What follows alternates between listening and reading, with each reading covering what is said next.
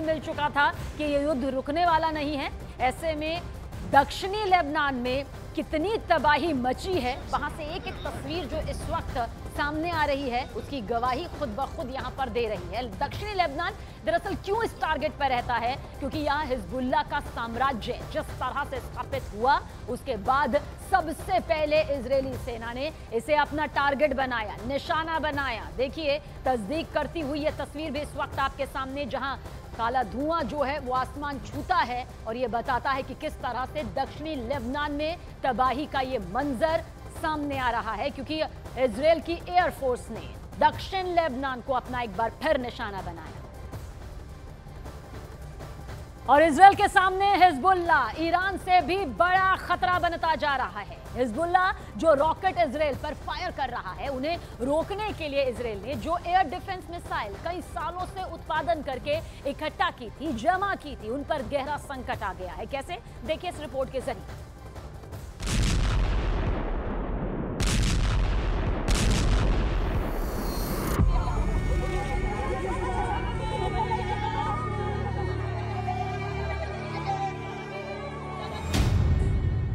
इन धमाकों और इन हमलों के बीच इजराइल से आई वो खबर देखिए जिसने नेतन्याहू के पैरों तले जमीन खिसका दी है।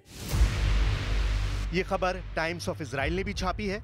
ये खबर जेरूशलम पोस्ट ने भी छापी है। इजराइल के दो बड़े अखबारों में छपी खबर का मतलब समझिए। इसके मायने यह है कि नेतन्याहू के गोदाम में एयर डिफेंस मिसाइल खत्म हो चुकी है। अब इजराइल हिजबुल्लाह के रॉकेट कैसे रोकेगा? अब इजराइल ईरान की बैलिस्टिक मिसाइलों से खुद को कैसे बचाएगा?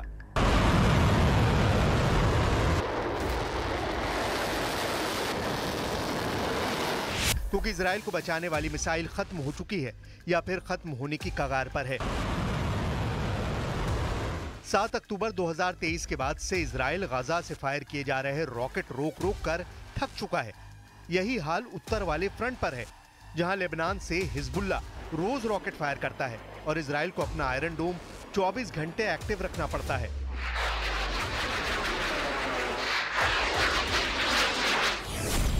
सात अक्टूबर 2023 के बाद से 20,000 से ज्यादा रॉकेट, ड्रोन और मिसाइल इजराइल पर फायर की जा चुकी हैं। ये हमले गाजा से हुए हैं, लेबनान से हुए हैं, इराक से हुए हैं, यमन और ईरान से भी मिसाइल दागी गई हैं। इनमें 13 अप्रैल और 1 अक्टूबर को ईरान से हुए मिसाइल अटैक भी शामिल है, जब इजराइल के एयर डिफेंस और मिसाइल डिफेंस का सबसे बड़ा टेस्ट हुआ और नेतन्याहू को लगा बड़ा झटका, क्योंकि इजराइल का डिफेंस सिस्टम पूरी तरह कामयाब नहीं हुआ, या कहें कि फेल हो गया। पूरी दुनिया ने देखा कि ईरान की मिसाइलें कैसे इजराइल के नेवतिम एयरबेस पर जाकर टकराईं। अब ईरान की मिसाइलों को रोकने के लिए इजराइल को अमेरिका से थार्ड यानी terminal high altitude air defence missile system तो मिल रहा है, लेकिन छोटे रॉकेट, क्रूज मिसाइल और ड्रोन से इजराइल खुद को कैसे बचाएगा, ये बड़ा सवाल है।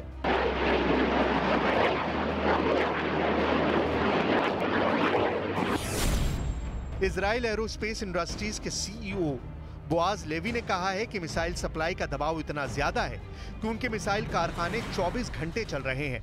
हफ्ते के 7 दिन मिसाइल बनाने वाली फैक्ट्री चालू है।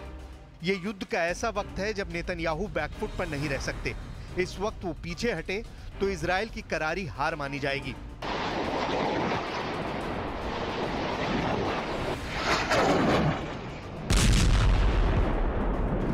लेबनान में धमाका, इजराइल में ब्लास्ट, गाजा जैसी तबाही जारी है।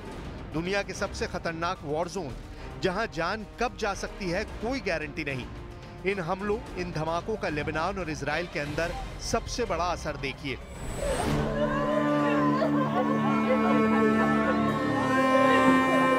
जनाजे दोनों तरफ उठ रहे हैं, 4 कंधों पर लाशें ढो रहे हैं इजराइल और लेबनान। आंसू बहाने वालों की कोई कमी नहीं।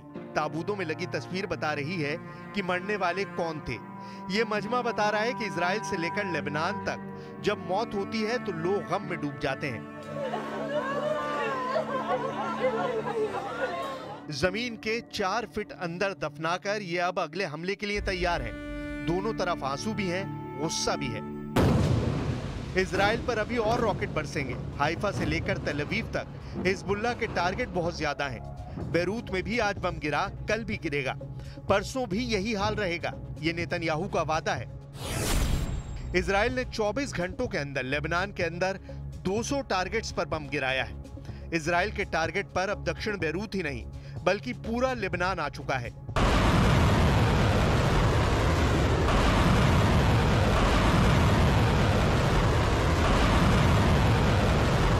इस्राएल के हमलों का दायरा अब दक्षिणी बेरूत से आगे बढ़ चुका है। संयुक्त राष्ट्र ने कहा है कि उत्तर लेबनान में इस्राएल ने जो बमबारी की है उसमें 21 लोगों की मौत हुई है।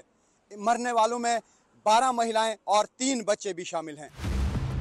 इजराइल के हवाई हमलों के बीच लेबनान का दिन ऐसे ही बीत जाता है। रात होती है और इस बारूदी खामोशी के बीच फिर से दिन निकलता है तो बेरूत के आसमान में चारों तरफ बारूदी महक के साथ ऐसे बादल छा जाते हैं।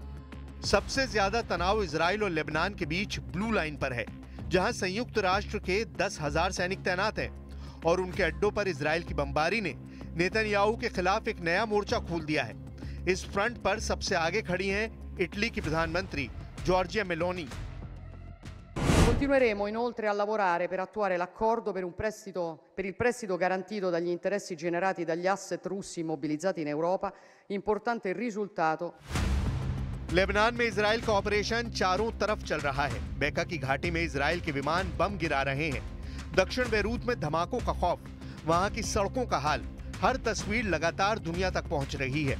दक्षिण लेबनान में इजराइल का ग्राउंड ऑपरेशन कहां तक पहुंचा है, इस पर नेतन्याहू भी बढ़ चढ़कर कोई दावा नहीं कर रहे। By decapitating the leadership, it is going to reduce the pressure. I don't think so. It all depends on what Iran does. Iran is holding back these missiles not because of any mercy to the Israelis in Haifa and so on. That massive amount of accurate weaponry is mainly to do with the deterrence of America, not so much the Israelis. Israel का focus इस वक्त Haifa पर है। Haifa Israel के 3 बड़े शहरों में से एक है। हाइफा को इजराइल की व्यापारिक राजधानी भी कहा जाता है और व्यापार का ज्यादातर हिस्सा इजराइल हाइफा के जरिए ही करता है। हाइफा में हिजबुल्लाह की ड्रोन स्ट्राइक के बाद पहले यहां इजराइल के आर्मी चीफ बहुत ही कड़ी सुरक्षा में मुआयना करने पहुंचे। इसके बाद रात में ही इजराइल के रक्षा मंत्री योव गैलेंट भी हाइफा आए और दिन में प्रधानमंत्री बेंयामिन नेतन्याहू ने भी इसी मिलिट्री अड्डे का दौरा किया जहां हिजबुल्लाह का मिसरा ड्रोन फटा था। हाइफा में हुए इस धमाके ने इजराइल की पूरी सेना को हिलाकर रख दिया। नेतन्याहू ने नसरल्ला के मरने पर जो वादा किया था, एक बार फिर वही बात उन्होंने दोहराई। אנחנו נמשיך להכות בחיזבאללה ללא רחם בכל חלקי לבנון, גם בביירות। लेबनान और गाजा में तबाही मचाने वाले बम इजराइल के पास कम नहीं है।